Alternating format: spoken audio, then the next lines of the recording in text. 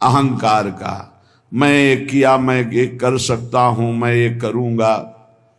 अरे अपने आप को प्रभु के चरणों की शरण में दे दे और कर्तव्य का पालन करते हुए भगवत स्मरण कर, बड़ा भला हो जाएगा।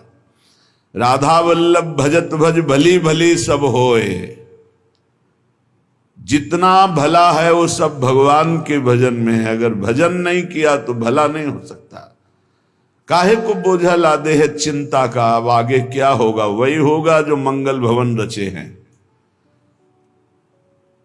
बिल्कुल विश्वास करो। सुनो भरत भावी प्रबल बिलख कहो मुनिनाथ, हान लाभ जीवन मरण जस अपजस विधिहात। जो विधना ने लिख दिया छठी राव के अंक, राय घटे न तिल बढ़े रहुरे जीव निसंग। क्या चिंता करनी? चिंतन करो। चिंता कर तो एक कर, श्यामाजू के चरण की लाग। ज्यों ज्यों पग आगे परे तो चिंता गई सब भाग। तुम्हारी ये चिंता, भय, शोक, दुख ये तभी भागेंगे जैसे जैसे श्यामाजू का चिंतन करोगे, जैसे जैसे परमार्थ में आगे कदम बढ़ाओगे। तुम निश्चिंत हो जाओगे, निर्भय हो जाओगे, निशोक हो जाओगे। उदासीन जग में रहे। उदासीन कहते हैं ना किसी को मित्र बनाया ना किसी को शत्रु। शत्रु मित्र नहीं कोई, सब सो हित बस कीजिए। क्योंकि हरि अपनो है सोए। सब में विराजमान मेरे प्राण प्यारे हरि हैं। ये क्रूरा अपि पापिनो न च सताम संभास सदृश्याश्चये सर्वान वस्तुतया निरीक्ष परम स्वाराध्य बुद्धिर्मम। ये मेरे आचार्य का आदेश है। जो क्रूर हैं, पापी हैं, दुष्ट हैं, नीच हैं, वो तुम्हें दिखाई दे रहे। मेरी दृष्टि में आराध्य देव श्री राधा वल्लभ लाल, श्री कृष्णचंद्र जी सबके हृदय मंदिर में हम परमात्मा देखने के लिए चले हैं, ना कि क्रूर, पापी, दुष्ट, निंदक देखने के लिए चले हैं। हम साधना कर रहे हैं सब में परमात्मा का अनुभव करने के लिए।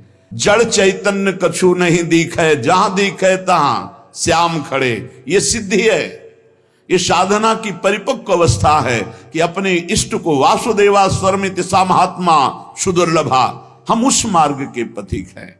सत्संग सुने तो बहुत सावधान होकर सुने। एक एक शब्द रहस्यपूर्ण होता है। भैया चाहे हीटर गर्म करे, चाहे फ्रिज ठंडा करे, चाहे एसी ठंडा वातावरण कर दे या हीटर गर्म वातावरण कर दे, बिजली दोनों में एक ही है। जो देखने वाला है कि हीटर का कारण बिजली, तो कूलर का कारण बिजली, फ्रिज का कारण बिजली, एसी का कारण बिजली, वो केवल बिजली देख रहा है कि इन यंत्रों में चलने की सामर्थ्य नहीं, ये बिजली से चल रहा है। लेकिन उस यंत्र का प्रभाव है कि वो गर्मी फेंकता है, उस यंत्र का प्रभाव शीतलता फेंकता है, पर दोनों का कारण बिजली है। ऐसे ही इस जड़ चैतन्य में, इस सत असत में, इस उच्च और नीच में, महात्मा और दुरात्मा में क्रियाएं जमीन आसमान का अंतर। पर साधक क्रिया दर्शन नहीं करता, साधक कारण तत्व को देखता है। तो कारण श्री हरिवंश भनम, कारण परम तत्व वही है, दूसरा नहीं। तुम्हारी दृष्टि स्थूल को देख रही है, शरीर और क्रियाओं को देख रही है, और संत और साधक भगवत मार्ग के पथिक उस तत्व का दर्शन करने निकले, तभी उन्हें तत्वदर्शी महात्मा कहा जाता है। इसीलिए अनाधिकारी संतों के वचनों का गूढ़ रहस्य न जानकर वो मनमानी आरोप थोप करके उनकी निंदा करके नरकगामी होता है। तो कह रहे हैं उदासीन जग में रहो। तुमसे कोई मित्रता का व्यवहार करे तो जय जय, और शत्रुता का व्यवहार करे तो जय जय, क्योंकि उसकी मति है। लेकिन मित्र और शत्रु व्यवहार है, लेकिन परमार्थ में नहीं। परमार्थ में वही परमात्म तत्व उसके हृदय में बैठा है, वही परमात्म तत्व मित्र के हृदय में बैठा है। तो उदासीन जग में रहे, शत्रु मित्र नहीं कोई, सबके हित की कीजिए, सबके हित की, सबका मंगल, ये परमार्थ के पथिक। ऐसे पापी से आपको बात नहीं करनी चाहिए, आपके यहां नहीं आना चाहिए। कौन पापी है? पापी कौन है? हमारी समझ में पापी उसे तुम कहते हो जो भूल गया है, अपने स्वरूप को भूल गया, भगवान का विस्मरण हो गया, वही माया के गर्त में गिर गया। तो हम लोगों का कार्य क्या है? भूले हुए को स्मृति प्रदान करना। ये जो ज्ञान है ये स्मृति प्रदान करता है। नष्टो मोहा स्मृति लब्धा तत्प्रसादान मयाच्युता। तो संतों के हृदय में बैठ के कौन बोलते हैं? गोविंद ही तो बोलते हैं। तो गोविंद की वाणी क्या करती? नष्टो मोहा, मोह का नाश करके और भगवत स्मृति जागृत कर दे। पापी से घृणा मत करो, उसका पाप दूर हो जाएगा तो महात्मा हो जाएगा। कोई दुरात्मा नहीं है, भूल है, भ्रम है, अज्ञान है, अविद्या है, इसका नाश हो जाए तो महात्मा ही है, वो परमात्मा ही है। यही बात समझने के लिए तो साधना की जाती है। इसलिए ना किसी से द्वेष करो, ना किसी से राग, ना किसी से अपनापन, ना किसी से परायापन, सब में एक श्री भगवान विराजमान है।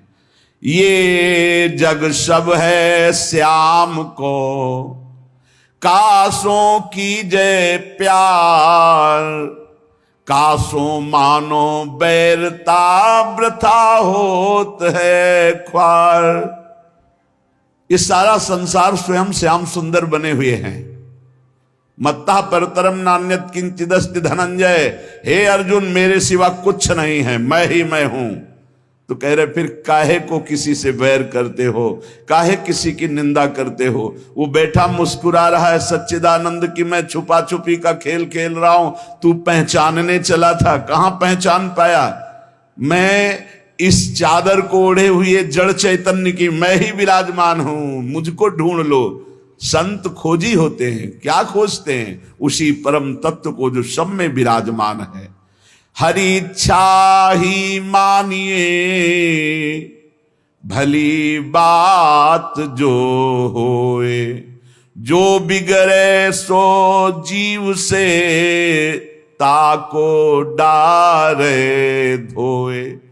उपासक अपने में कभी अहंकार न करे। जब अच्छे सद्गुण दिखाई दे तो हरि गुरु का प्रसाद है।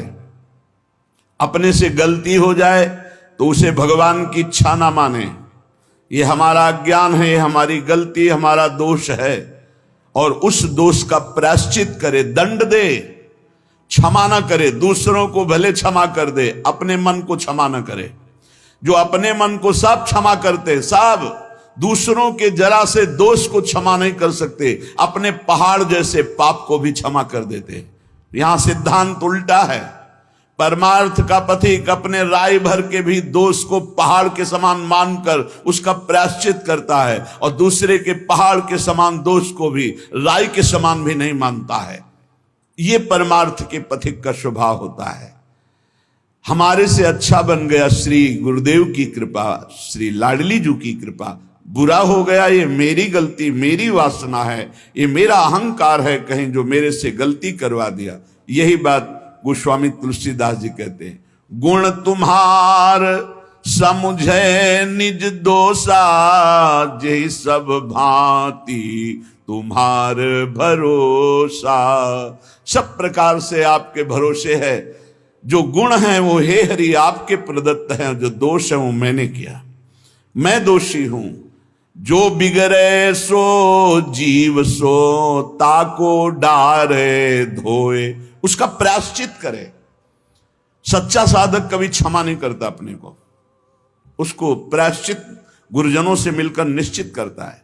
जाओ इतने दिन व्रत रहो, परिक्रमा लगाओ, ये सब दंड मन को मिल रहा है, मन निर्मल होगा। अपने पापों को तो प्रायश्चित नहीं करते, दूसरे की जरा सी गलती को पहाड़ जैसा वर्णन कर देते। ये भगवान के दास नहीं होते, ये भगवत विमुख जन होते हैं। उरहरि पेरक जो करे, जोई सब कुछ होई। जीव आपनो मान सुख, दुख देखे तब रोई।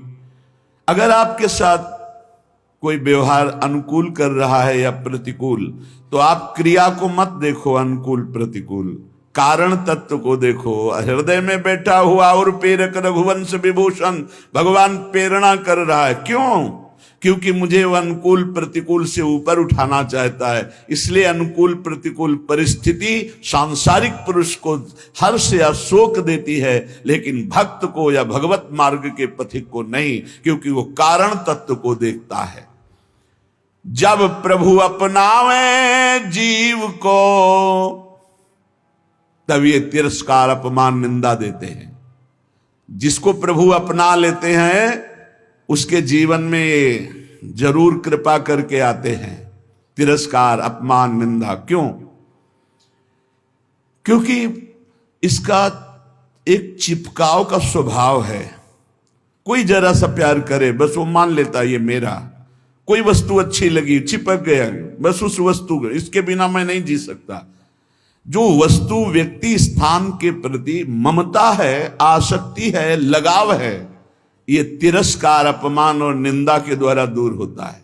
जब निंदा हुई, तिरस्कार हुआ, अपमान हुआ, जैसे बिल्वमंगल जी का तिरस्कार कर दिया, कट वचन बोले चिंतामणि ने, तो भगवान की तरफ कदम बढ़े। नहीं, जीव का जो मन है वो चिपकू स्वभाव का है, वो आसक्ति, वो ममता, वो राग कर लेता है। जरा सा बोल दे, जरा सा अनुकूल हो जाए तो वो उसी में राजी हो जाता है कि ये मेरा है।